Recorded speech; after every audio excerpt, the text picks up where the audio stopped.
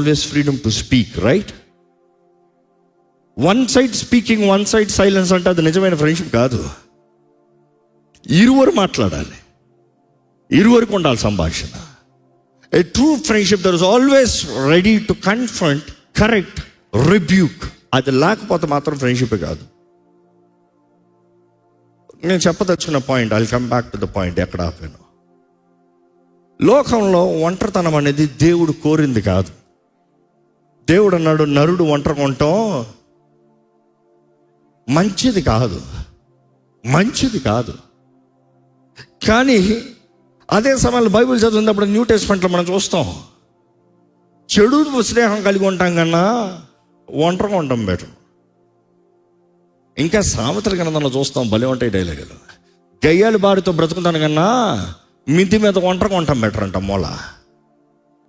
So your partnership really matters. Who you have friendship. దేవుని design of friendship చూసినప్పుడు friendship with God, దేవుడితో స్నేహము.